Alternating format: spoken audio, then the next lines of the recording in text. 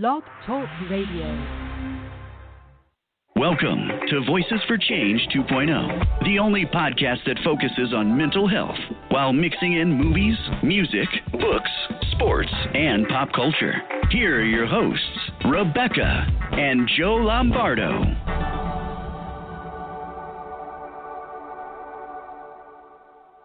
Hey, good morning, everyone. Welcome to Voices for Change 2.0. We are glad to have you with us this fine morning. Yep. Thanks for joining us. We are happy to be here with you. Thank you for taking time out of your day to be with us. We appreciate it. So before we go into our guest for the day, I just wanted to just give you a little bit of information. First of all, you can call into our show. I'm not sure if you're all aware of that, but you can call in. And the number to call us is area code 347-989-0126.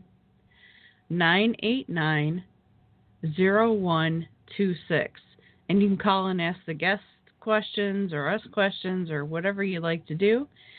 There's also a chat room. If you're on the Blog Talk page listening to the show, underneath the scrolling box of photos, there's a chat room that you can go into, and our producer can tell us if there's anybody in there. And the last thing I wanted to mention, I don't know how many people know about this because we forget to mention it, but Left of Straight Radio does have its own app, and you can get that at Google Play, the Google Play Store or the Apple Store, and you just want to look up Left of Straight, and the straight is spelled STR and the number 8. Yep. So that's just a little housekeeping I wanted to get out of the way, remind everybody. So with that said, today we're covering a topic that we haven't covered before, and we happen to have an expert on the issue to chat with. Derek Canas is an outspoken HIV and AIDS advocate, as well as a DJ, which we think is pretty cool. Yep. Get ready to have your eyes open to a topic that isn't on our radar like it should be. Please welcome to the show, Derek Canas. Hi, guys. Hey, Derek. Thanks for being with us today. Thanks for having me. Oh, it's our pleasure. You know, it's like Beck said, you know, it's a topic that we've never talked about on the show, and certainly doesn't get the coverage that it should and that it deserves. You know, I remember being, you know, growing up in the 80s, and it was talked about left and right. A lot. And, you know, since then, there's been a lot of strides made in medication and whatnot, and it seems like people just don't think of it the way they used to, and, you know, it needs to be talked about, and, you know, still awareness needs to be raised, and the stigma needs to be squashed. Yeah, exactly. So before we go into our questions, do you have any questions for us? No, ma'am. Okay. Sounds like there's a little bit of a delay between us and him, so we won't. We'll keep that in mind so we don't talk over each other. But my first question for you, Derek, is you were exposed to HIV at an early age. Can you tell us about that experience? Yes, I was 3 months old, and my family found out I had a congenital heart problem known as transposition of the great arteries, and I needed to have surgery immediately. So I was taken to go into surgery, and right before, there was a very big discussion of family wanting to donate blood, and they were told there wasn't enough time, there's plenty of blood in the blood bank, it's all safe, don't worry about it, we'll take care of it.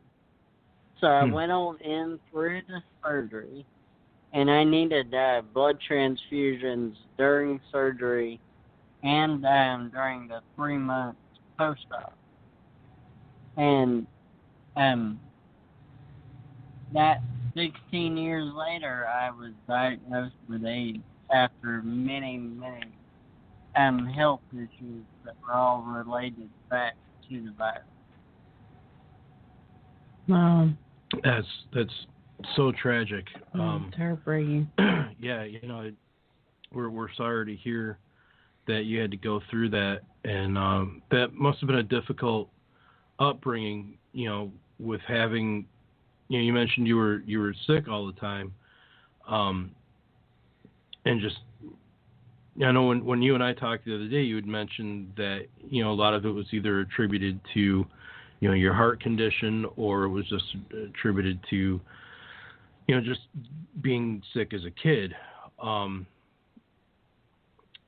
That how did that really shape the rest of your life as far as when you were finally diagnosed? I never, growing up, really noticed it, even though looking back now in pictures and stuff, it's very easy to see. And that I was the smallest one out of my classmates and friends, and that I couldn't keep up as well as I should have been able to. And it's just a lot of things. It's the hindsight's 20/20 effect. To look back and see different things that should have been noticed and weren't. And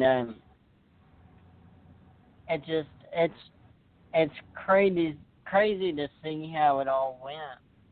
But because of not being able to keep up as well as other kids and stuff like that, I became very interested in technology.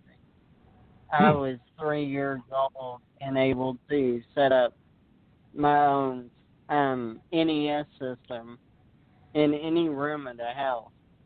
And I used to move it all the time.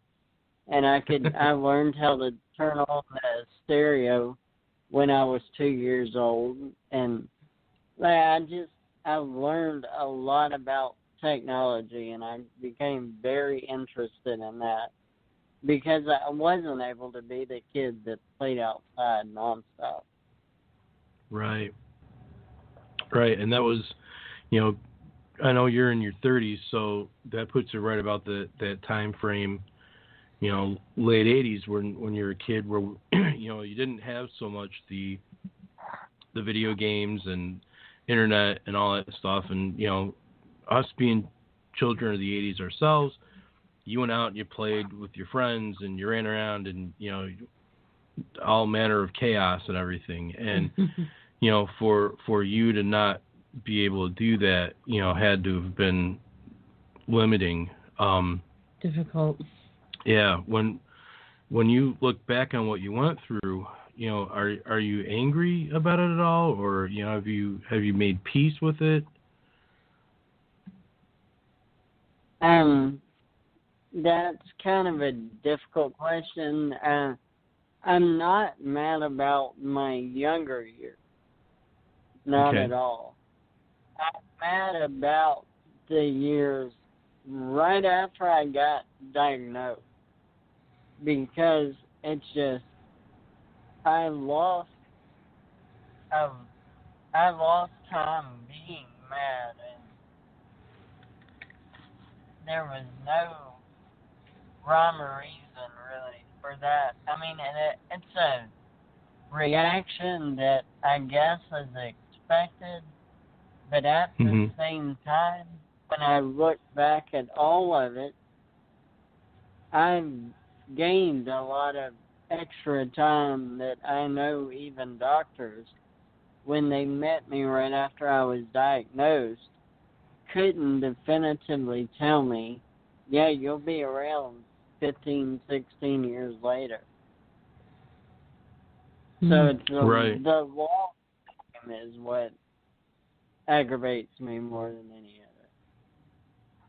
Yeah, I can imagine. That's reasonable. Yeah, absolutely. So, what are some of the stereotypes about HIV that are contributing to the stigma? The biggest one that I always hear is that if somebody hears that you've got it, they automatically assume you're gay. And that is not the case at all. I mean, and regardless of how you came in contact with the infection itself does not discriminate. Right. It covers every race, religion, age in the world. So it's the fact that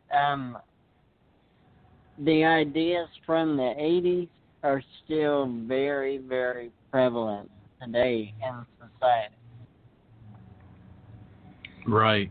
And that whole thing about if you touch someone that's got HIV and things like that, that's even still hanging around. You still hear that? Oh, yeah. A few years ago, I was out with a couple friends, and one of the girls I was hanging out with, me and her were really close, and I didn't actually hear it, but she heard people behind us talking about, oh my God, I can't believe she's sitting next to him, and blah, blah, blah. Well, she handed me her drink, and she said, drink out of it. Just drink out of it. Just don't ask any questions. Drink out of it.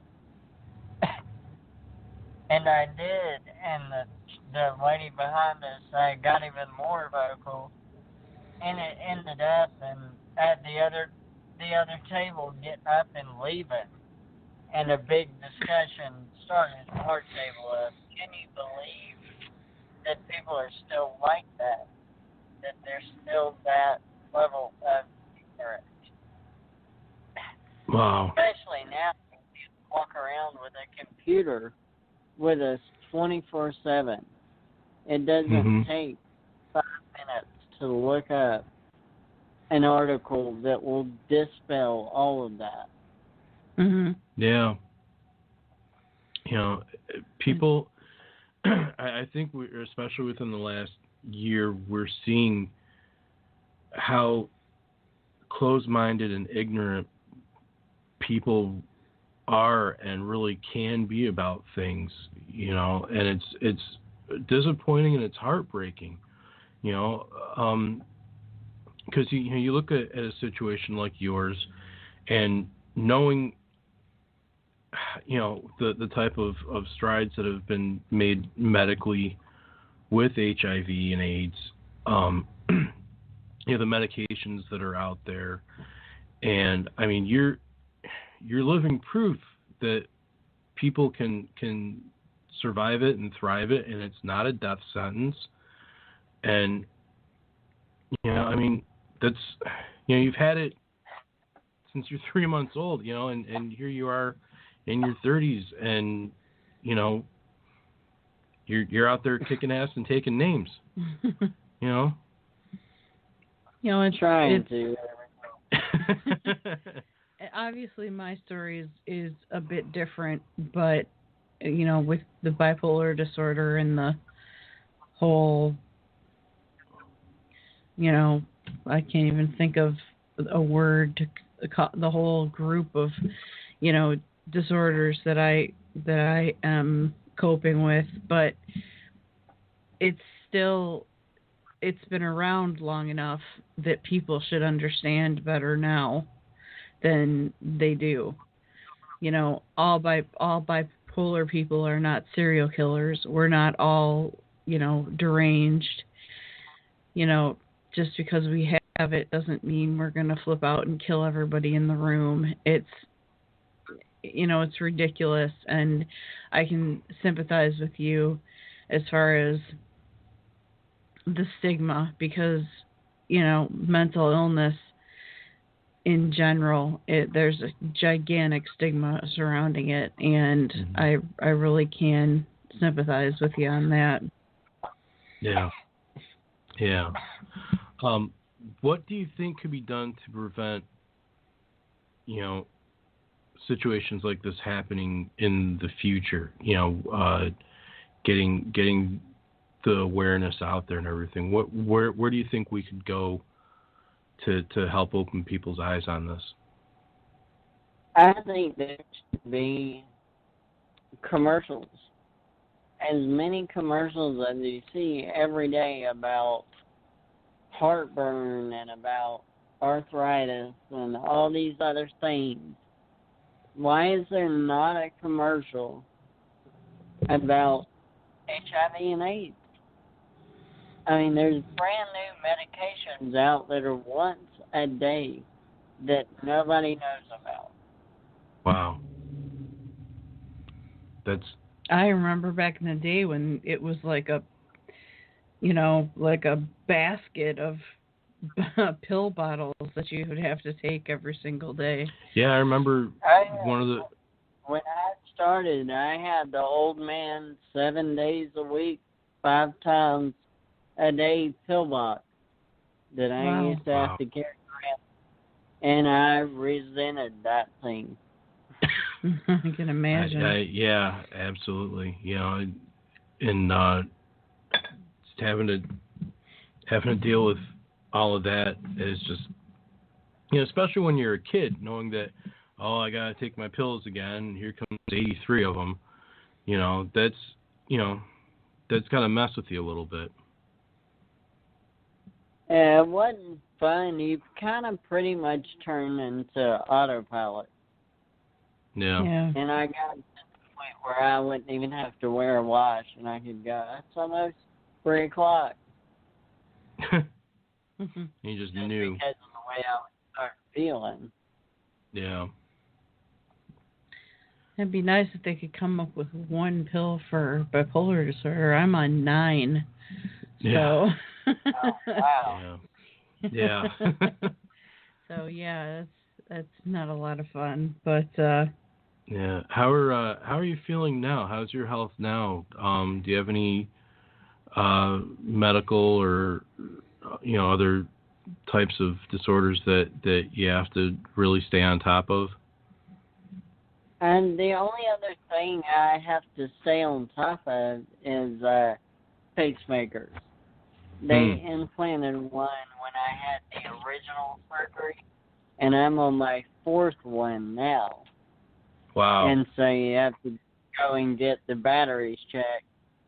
That's what made me, I always turned it into a joke.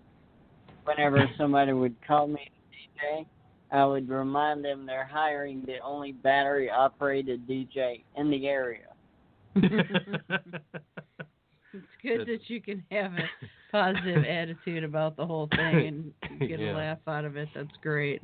Yeah, that's funny. Yeah, my dad had obviously different situation, but he had to wear a pacemaker for a good chunk of my life. He had heart problems and whatnot, and it's weird because the one that he had lasted him a ridiculously long time. He had to have had that one in his body for a good 15, 20 years before they had to actually change it out. It worked well beyond its original lifespan.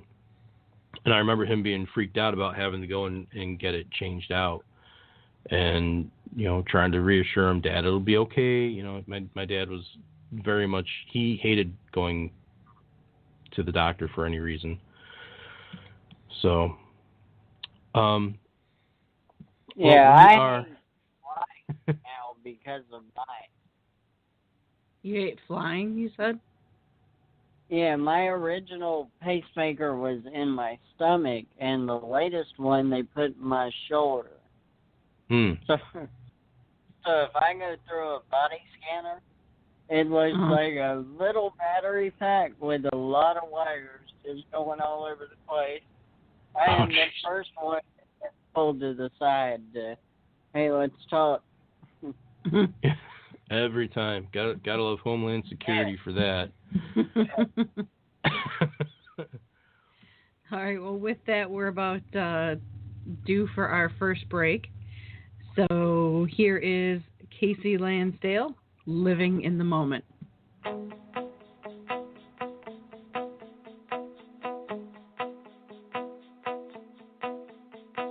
Easy to get off track, easy to lose your way. In a world that makes you believe there's no time to waste, that you gotta have it all, better have it all, better not slow down. Looking ahead got me looking in circles. Life with a plan at first seems hopeful. Worry that I won't make it like I want if time keeps flying by. But you gotta have faith, don't let it slip away. Don't let the world drive you crazy. 'Cause I got a feeling if we keep believing, all that matters is right now. Forget about forever. Your path's already chosen. Start living in the moment.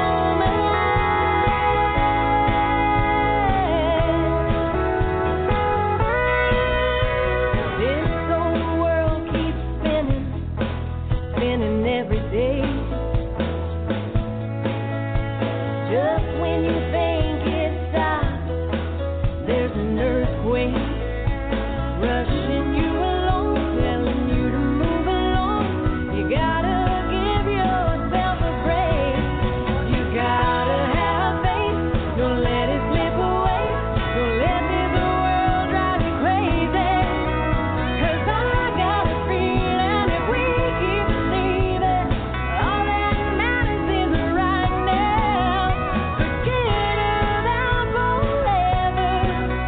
Your path's already chosen. Start living in the moment.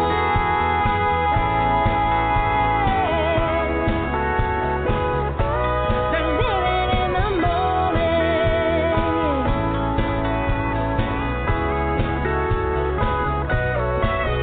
Get caught up in tomorrow, you'll miss out on today. 'Cause you gotta have faith, don't let it slip away. Don't let this world drive you crazy. 'Cause I got a feeling if we keep believing, all that matters is right now. Forget about forever. Your path's already chosen. Start living in the moment.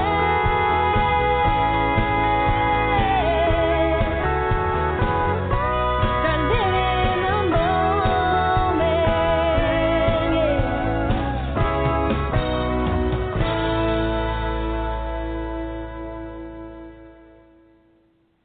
Hey, welcome back to Voices for Change 2.0. We are very honored to be talking with Derek Canas today. He is an activist for HIV and AIDS and just an expert on the issue. So we are getting some good information from him today. Yep. Absolutely. Welcome back. So it's your turn, honey. It's my turn? Okay. So, Derek, you also have an End the Stigma campaign for HIV and AIDS. How can people take part in that campaign? Just contact me either on Twitter or Facebook, and we've got wristbands and shirts and all kind of stuff that I love adding people to the team around the country. And basically, the only thing I ask is if you hear somebody saying bad information about HIV, excuse me, about HIV or AIDS, just do your best to try to correct them. And it just starts when you can change one mind, you don't know how far exponentially out that reach could go. Mm-hmm. That's very true. That's very true. What are your social media your screen names and handles and whatnot so that people can get a hold of you? On Twitter, it's DJDREK84. On Facebook, it's Derek Canas, AIDS activist in the Stigma campaign. Okay. Do you have a website as well for it? I do not currently have a website. That is being worked on right now. Oh, Very okay. cool. That's good. As soon as you get all the information for the website, please absolutely reach out to us, let us know, and we will blast it all over the place so we can get people involved in talking about this topic. And something I wanted to talk with you about a little bit, I'm going to go a little off script on this, babe, is because I didn't get to bring this up the other day when we talked, and I don't know if you ever heard of the person I'm about to bring up, but are you familiar with a guy named Peter McWilliams? No. Okay. No. Peter was he was a self-help author and writer, and he actually passed away in the late 90s. But he was your cousin. Yes, he was my cousin, and he was also an AIDS activist and HIV activist. He had it himself. He was instrumental in getting the medical marijuana movement going in California back in the late 90s. Because he was having problems back then, he'd take his medications and he would get so sick that he'd end up throwing them all up. And the only thing that helped for that nausea and everything for him was smoking marijuana. And he had figured this out and got this movement going. And there's people to this day that there's groups dedicated to him on Facebook and whatnot. Yeah, it's crazy. There's a lot of Peter McWilliams, fan groups on Facebook. If you look them up, you can find a whole bunch of them. And I know I went into one and I said, my husband was his cousin, and they were all, oh my God, like I was a celebrity or something. Yeah, it was kind of crazy. Really, really big fans of his. So yeah, he started bringing awareness to it, back 20 some odd years ago, and I was curious if you were familiar with him at all, or had heard of him or. He's got anything. A lot of books. Yeah. He wrote a lot of books in his lifetime. Yeah, he was a very, very positive guy. Not unlike yourself. And that's kind of what really struck me when I talked with you the other day is how positive you are in all this with your struggles and with getting the word out and everything. And so I wanted to say thank you for what you do for trying to bring awareness to the HIV and AIDS subject, because it needs to be talked about. It really does. Yeah, it's definitely a conversation that's not taking place enough. No, it isn't. It's I think people kind of look at it as, well, it seems like they've got a handle on it. Let's move on to this next thing, Yeah. And it's like, well, no, but that's not the case. Yeah, we should talk about everything that's out there. We should talk about cancer, and we should talk about mental illness, and we should talk about diabetes, and we should talk about, all the other illnesses out there. And we still need to talk about HIV, and we need to talk about AIDS, and really important thing that you mentioned the other day too when we talked was how people shouldn't be afraid to get tested. That's a really important thing. You can't be afraid of it. You owe it to yourself. You owe it to people that love you. You owe it to your significant other. You owe it to everybody out there to take care of yourself and take care of the steps. And I was fascinated when you told me about when you got tested. That it had just not been thought of to that point to test you for it. Yeah. I'm just some. Go ahead. I'm sorry. That was a very weird time because I had just when I was 15, I had the third pacemaker implanted, and I had a very rough time coming out of anesthesia and just getting better. And I eventually had to have a teacher coming to my house because I couldn't even make it to school. And so I got an appointment with a pulmonologist. And at this point in my life, I was 15, 4 foot tall, and about 55 pounds.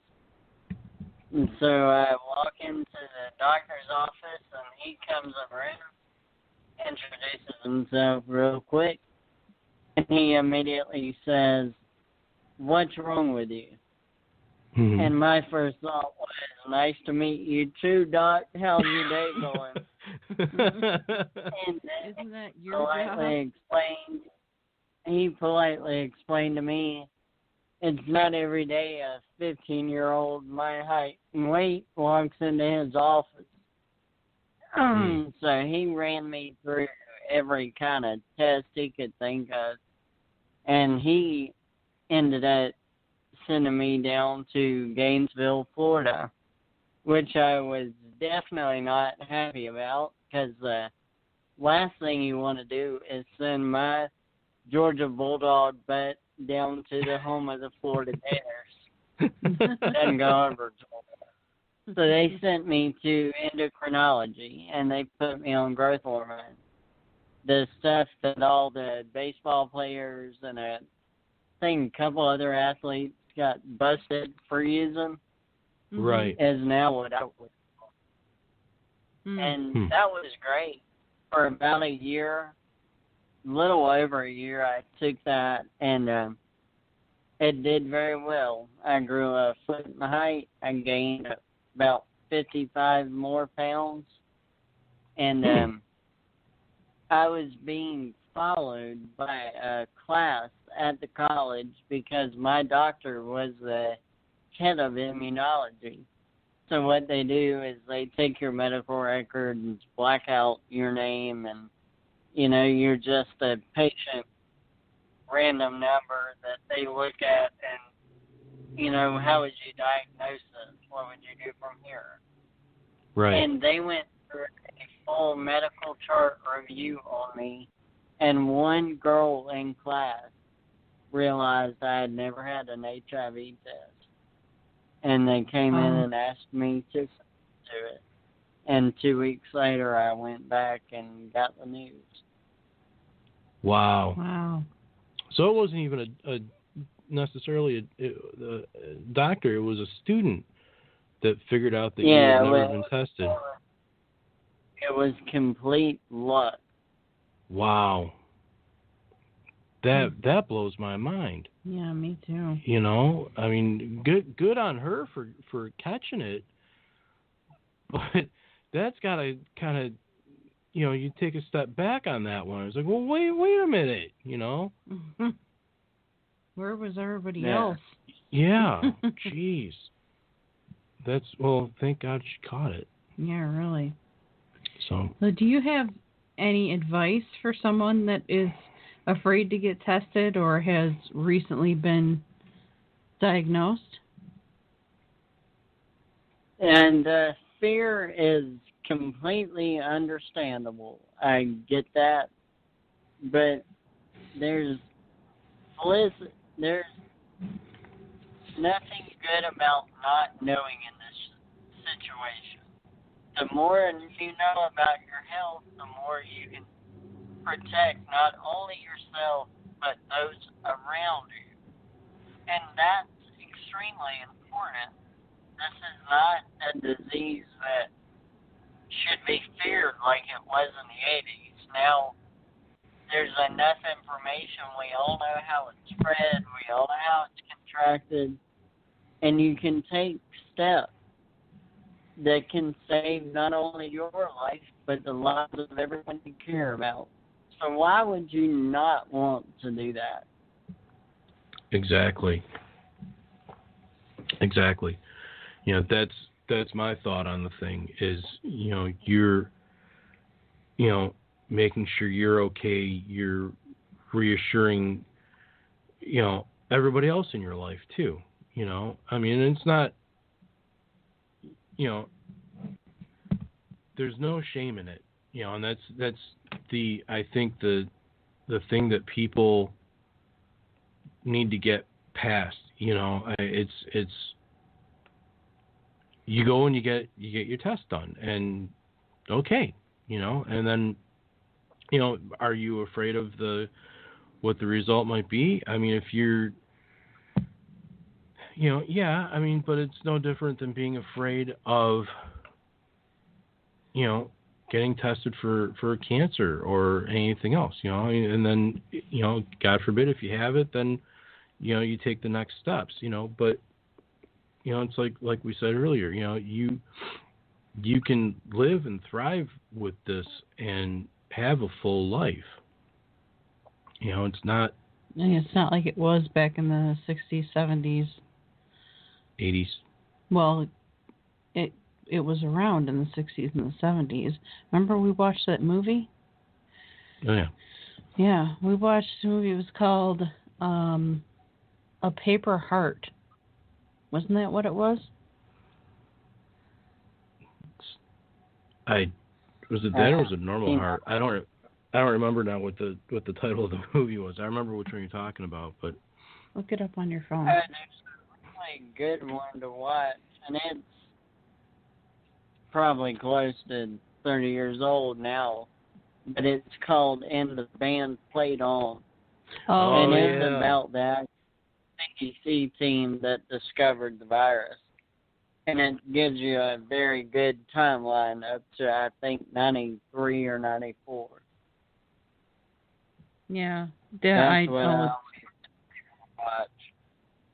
Oh, Joe was right. It's called the Normal Heart, and it had Mark Ruffalo in it, right? Right.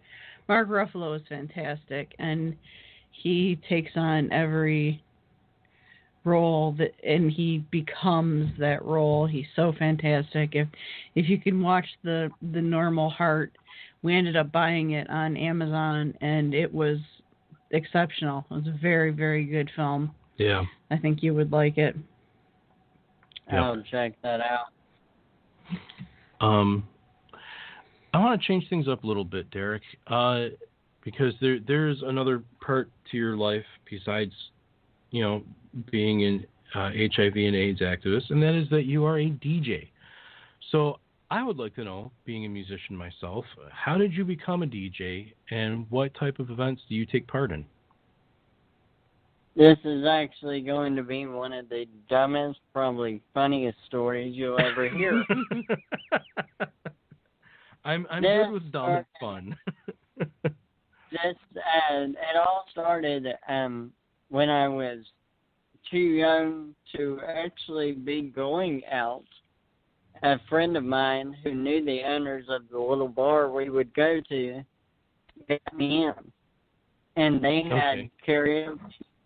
And for months, I didn't do anything with it. I just sat back and just hung out and had a good time. Well, one night I finally got the courage up to sing karaoke. And I sang a song that everybody knows, even if they don't like to admit to it. And that song is Ice Ice Baby. Oh, jeez. Well, most people in this bar would stand in one spot right in front where the microphone was and just sing their song, and that was the end of it. Well, the club had recently got wireless microphones. So when I got up to sing, I ran all through this little club and sat down with people and had them singing and everybody was standing up. And this was right when camera phones first came out. So people were snapping pictures and taking little videos and whatever. And I didn't think anything of it. And then the next week rolled around, going to the place, and I get a phone call, and it's the owner of the club saying, "Where are you at? Everybody's looking for you." I said, "I'm at home. I didn't realize I was that big of a deal." And he said, "Just come out. I'll buy your dinner, whatever you need. Just you are the biggest entertainment draw on karaoke night now."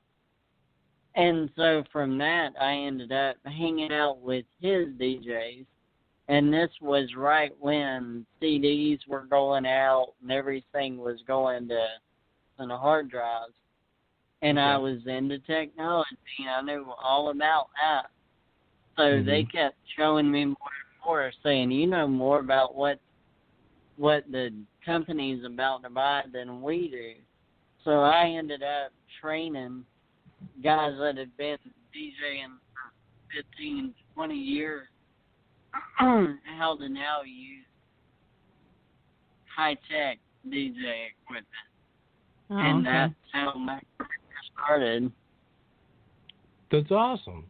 And that's really cool that you had made that much of an impression, especially on the owners of the club, that they're like, "Hey, come out, we'll feed you, just we'll do whatever you need, just get here, people want to see you." I mean, that's got to be a good feeling.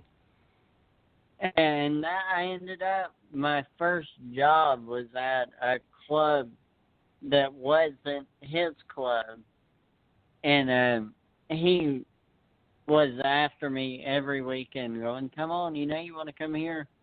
You want to come here?" And eventually I did. I worked for him for about 3 years. Oh, that's great. That's very cool. Have you done anything to combine what you do with the DJing with any of your activism? I mean, have there been any events, awareness events or anything where you've actually gone out and DJ'd at them?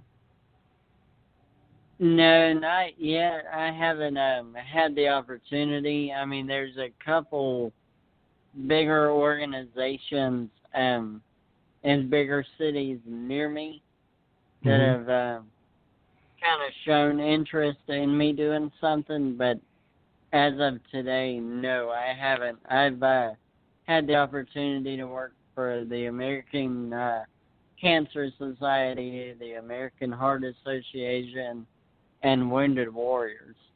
Those are the big organizations I've been able to help. Oh, that's very cool. Yeah, that's awesome. That's great. Especially Wounded Warriors. That's, I can't watch their commercials without crying, bawling my eyes out. So it's awesome that you're helping them.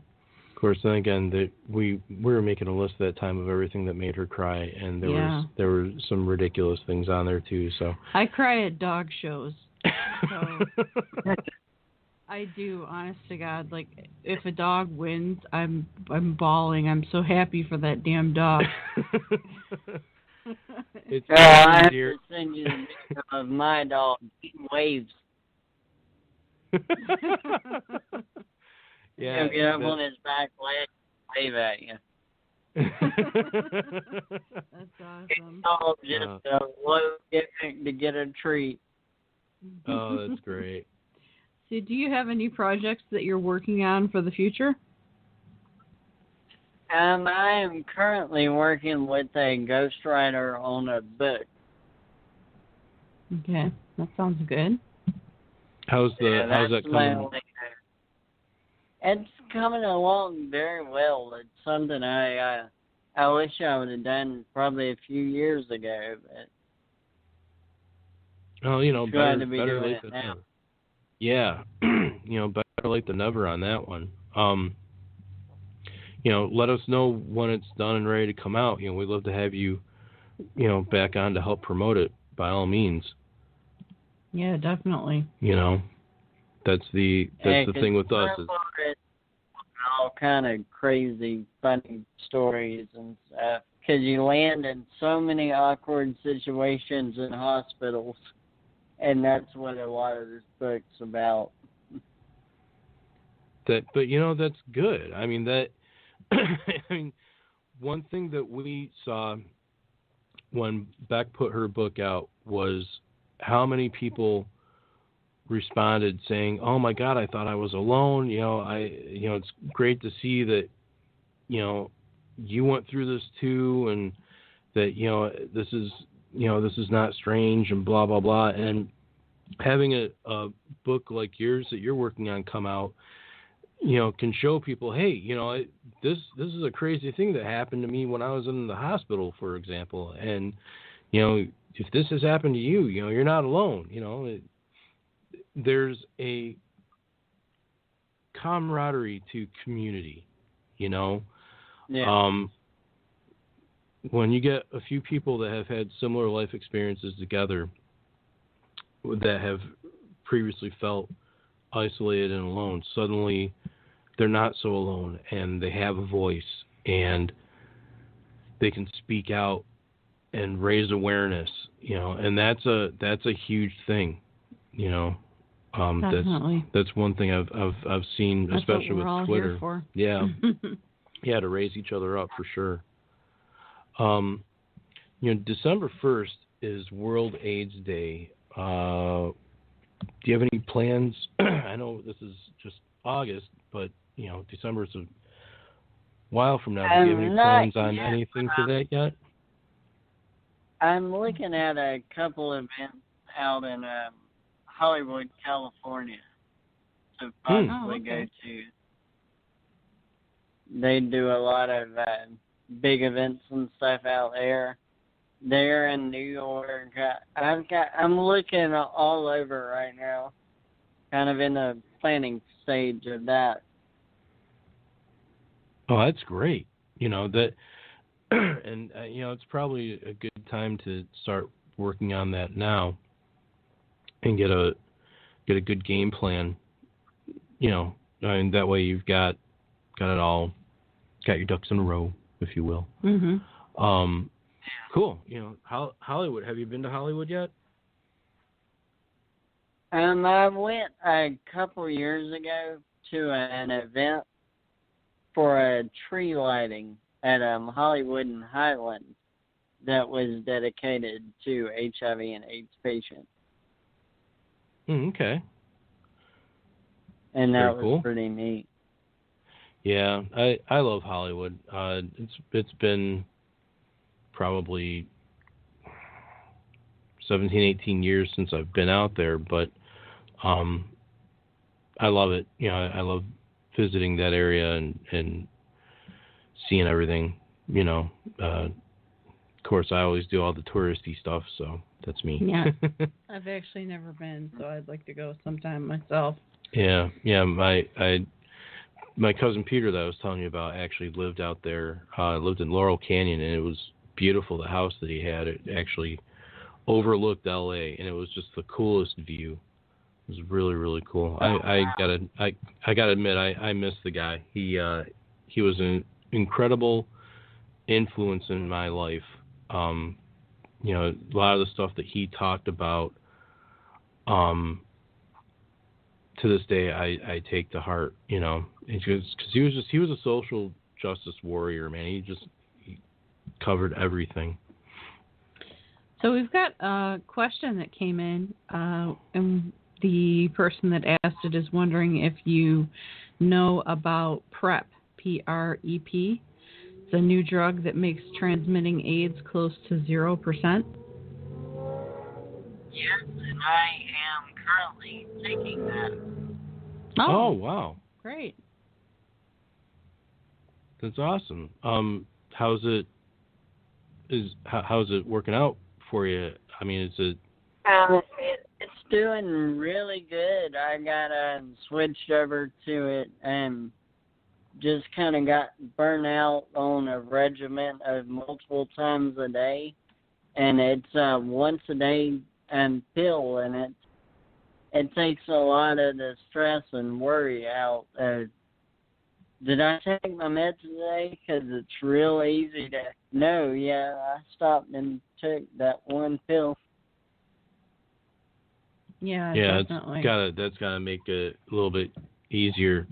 You know, I know I have a hard time trying to keep track of the pills that I take, and I only take a couple a day. You know, I'm diabetic, so you know, luckily I'm not on insulin or anything. It's just, you know, metformin. But you know, it's one of those things where I know if I haven't taken it, I know right away that I haven't taken it, and I feel terrible. So that's cool that, you know, one pill a day, you're covered. Yeah. And that's the one why I don't understand why there's not a commercial for that. Right. Yeah. Crazy to me.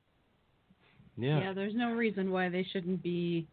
If they came, it should be out there. If they came to, you know, create something that is that impactful on the condition, there's no reason why they shouldn't be advertising it, you know, every 20 minutes. Right. You know. Yeah. Exactly. We actually had another question come in for you.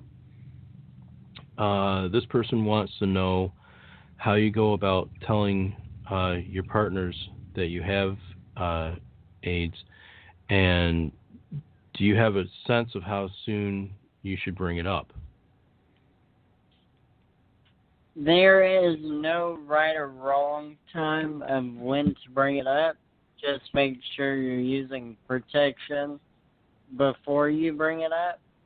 Mm-hmm. But just when you tell someone, be direct and be honest, and don't try to dance around it. I mean, they're going to have questions, and you're going to have to answer them. So you might as well be as direct and as honest as you can be. And that's the best way to deal with it. As uncomfortable as it is, there is only that way to deal with it. And that doesn't just go with HIV and AIDS. That's with many other medical diseases. So just be honest. Be true. Don't start and stop and then put their mind in a place where they don't trust you, and just get it out. Yeah, that's really good advice. You know, and I think that's one thing, especially for the younger kids out there too, is that, you know, develop a sense of accountability, you know, in your actions. You know, that's not just with, you know, if you're, you know, carrying some kind of you know, illness or whatever. That's anything in life, is having accountability. But especially with that, you know, don't be afraid to say, well, you know, I need to let you know I have this going on. You should be aware of it. Do you have any questions for me? You know, because quite honestly, if that person is going to have some kind of hang up and be a jerk about things, you know, you gotta, want them in your life. yeah, anyway. you really don't want them in your life anyway. Then, you know, and you're almost, you're dodging a bullet, really. Yeah. So, since you're a DJ, we'll ask you this question. We used to ask everybody these questions at the end of our show, but we've got to a point where the questions were going so long and the conversations were going so long, we didn't get to these questions anymore. But since you're a DJ and you know a lot about music, I'm sure, can you possibly list off 3 bands or songs that you use when you're maybe down or you need a pick-me-up? When I'm down and need a pick me up. Let me think. Garth Brooks, The Dance was always a good one to me. Oh, that was a good song.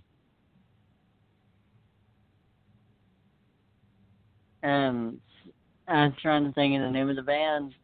Godsmack, I Stand Alone was a good one. Yeah, that's a great Just song. because, inside I stand alone. When you really had those low moments, that was something I would listen to. And then my other favorite song is Ain't No Sunshine When She's Gone. Oh, that's another really good song. That's a really good song. Yeah. Those are all great, for definitely for different states of mind. And it's funny that you mentioned I Stand Alone, because that's, for me it's kind of screw you, I got this. You're not gonna tear me down kind of thing. I don't know, does it give you that kind of feeling as well? That feeling of invincibility? Yeah. And the funny thing is, my doctors, when I started treatment, started calling me the Terminator because I was the patient they had that would walk in and say, I think I've got a sinus infection. And they would go through the test and go, no, you have pneumonia. And I'm still sitting there like, well, give me a Z-Pack and I'll call you Monday.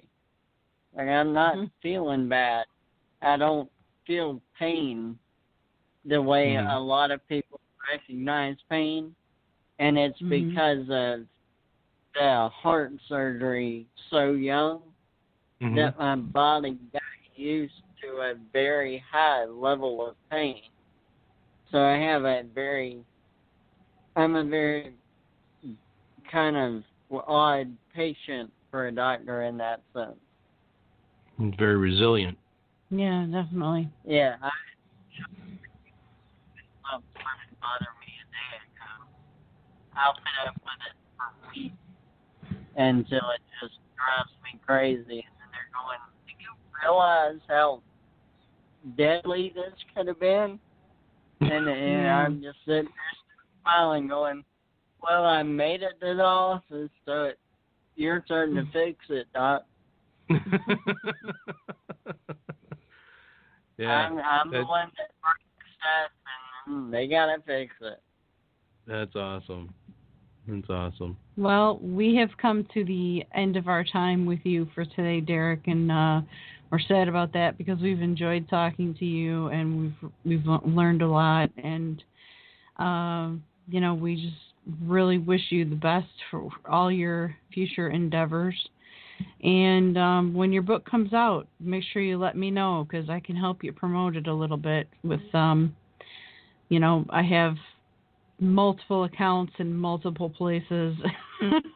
Yeah. And that I keep track of, and I do a little bit of promotion on the side. So just let me know and I'll help you out with that. But yeah, again, thanks for helping to raise awareness on this issue that really it needs the spotlight. It's very, very important. We say thank you very much for being on the show. Yeah. Thank you guys for having me. All right, hang on the line for just a minute, and here is Longreef Battle Plan.